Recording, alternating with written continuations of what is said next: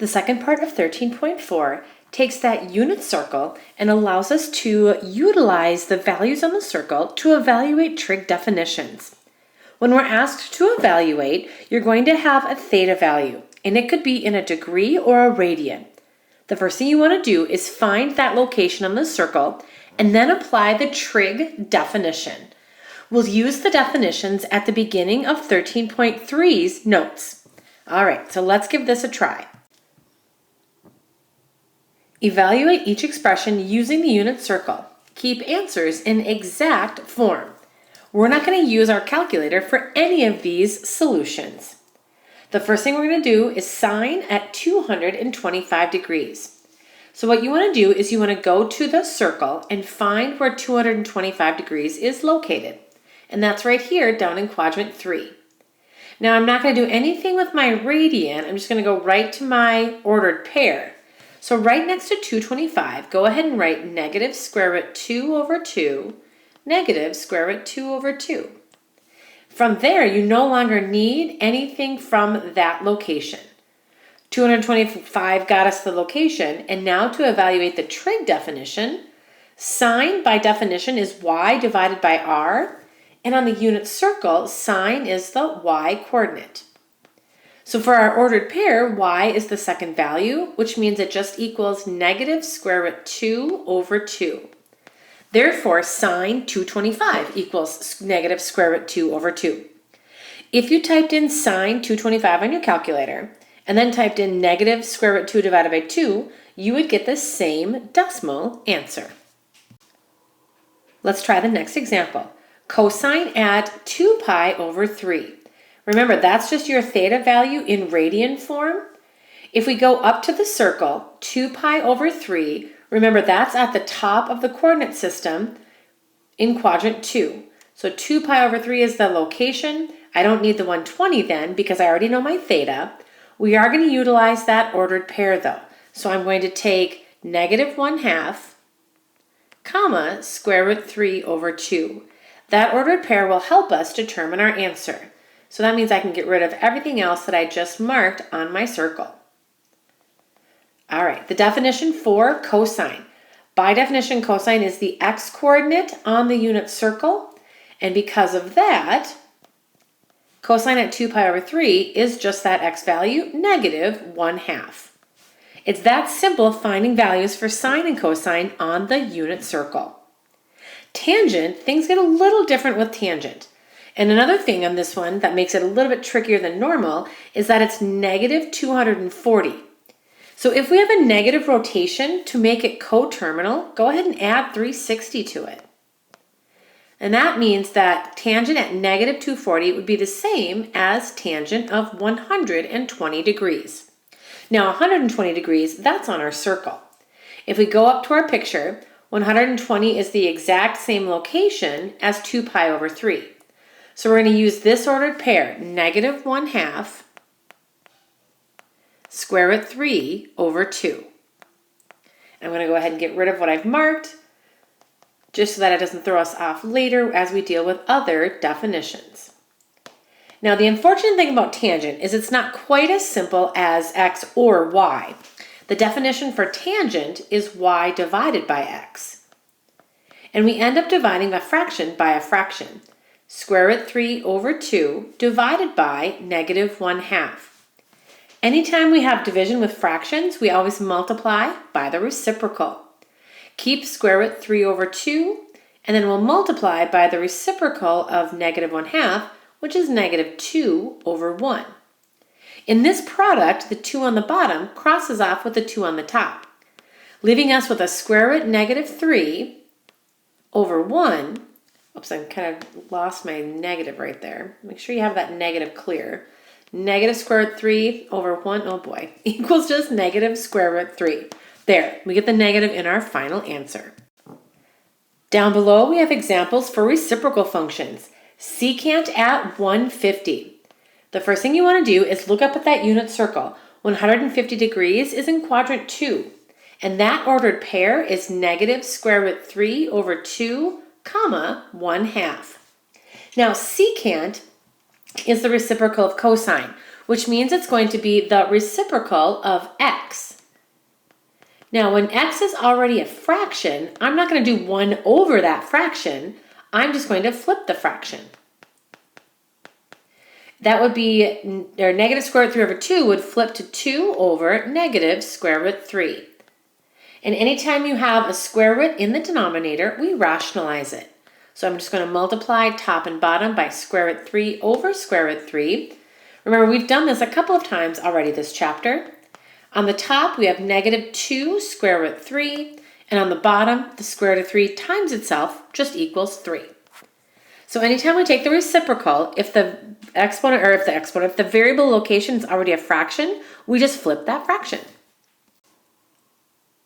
Our next example, cosecant at negative 5 pi over 4. So if we think about that location, a way to make it coterminal would be to add 2 pi over 1. If you have a common denominator of 1 and 4, that's the same as negative 5 pi over 4 plus 8 pi over 4. And this would be equal to cosecant of 3 pi over 4. And that location is on our unit circle.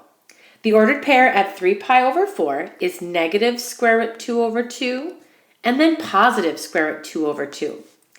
Cosecant is the reciprocal of sine, which means it's the reciprocal of the y-coordinate.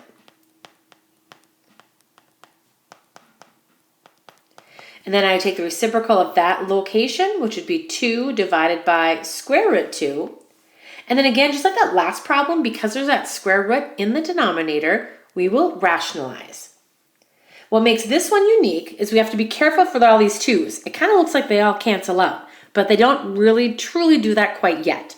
On the top, if we take 2 times square root 2, on the bottom, square root 2 times itself, yes, that does equal plane 2. Now, as far as reducing goes, the 2's on the outside can simplify, but that square root of 2 on the inside stays in that form. That means cosecant at negative 5 pi over 4 is exactly square root 2. Our last example for evaluating, cotangent at 180. 180 is all the way on the left side of the circle, and that's negative 1 divided by 0. Now, cotangent is the reciprocal of tangent, but remember, tangent is y over x. That means the reciprocal would simply be the x divided by the y coordinate. And that's how you should evaluate cotangent. What makes this trickier is the fact that x equals negative 1 and y is 0. Anytime we have 0 in the denominator of a fraction, that fraction has an error on our calculator. What that means is cotangent is undefined at 180 degrees. It's not possible to evaluate that trig definition. Another way that we can utilize the unit circle is working backwards. If I define a trig definition for you, you should be able to tell me what your theta value is. We need to watch what form our answers should be in. They could be in degree or radian form depending on the directions. So always be mindful of that. Sometimes you may have one solution, sometimes you have to list 2 solutions. Also, there are times where your answer is not possible. We really need to utilize our definitions and that unit circle. We'll kick things off with degree answers. It says for what angles between 0 and 360 does, well, pretty much each of the following makes sense.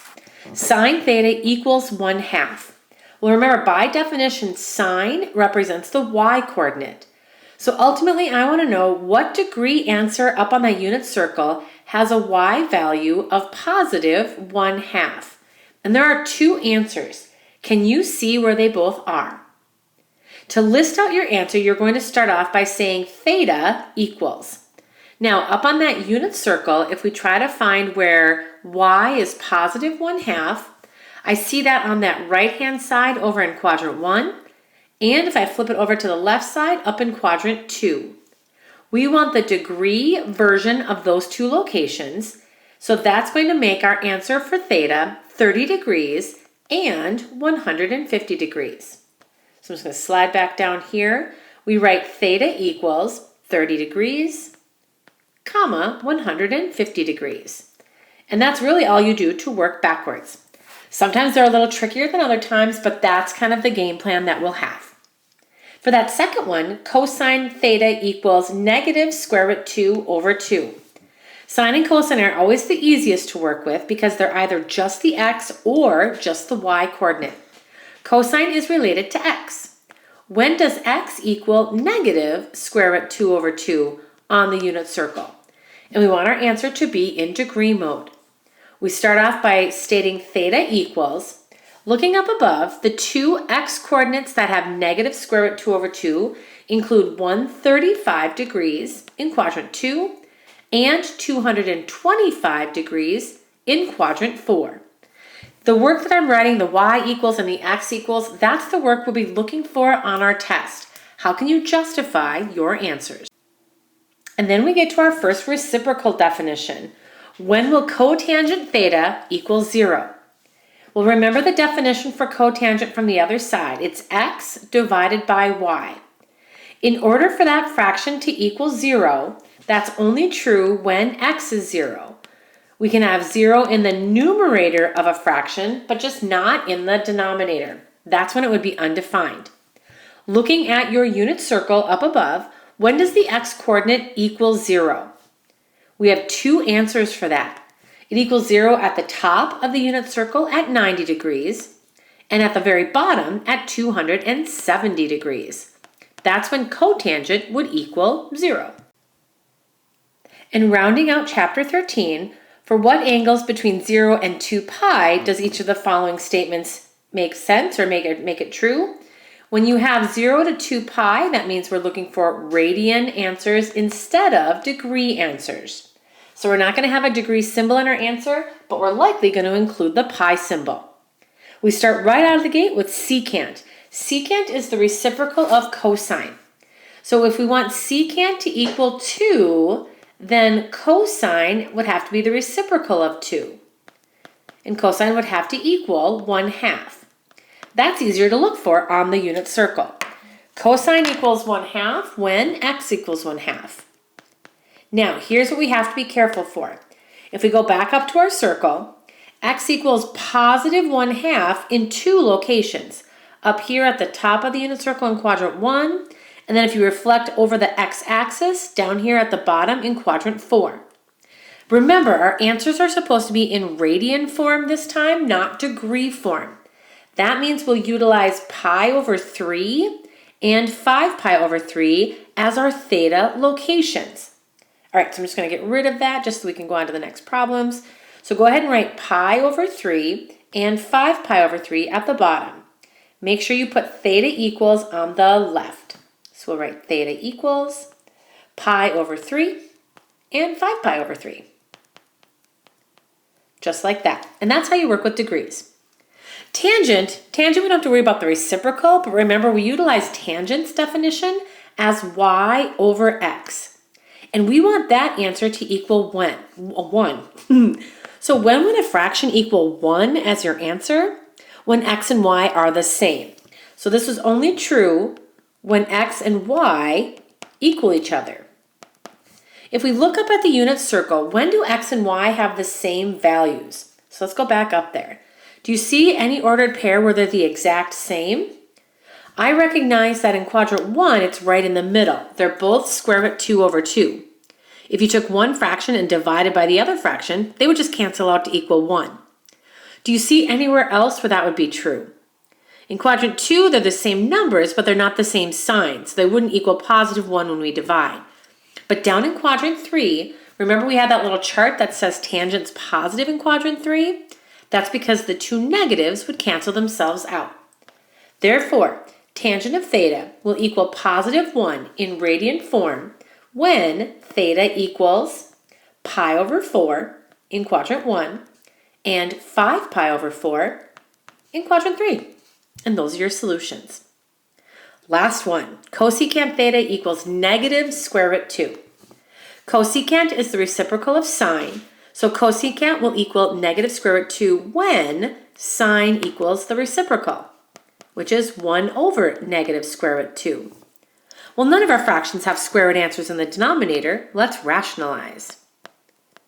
And that would give us 1 times the square root of 2 on top over negative square root 2 times square root 2, negative 2 on the bottom. That's something we can actually work with. Sine is the y coordinate. When does y equal negative square root 2 over 2? And remember, your answer needs to be a radian. If we look, y would be negative on the bottom half of the circle.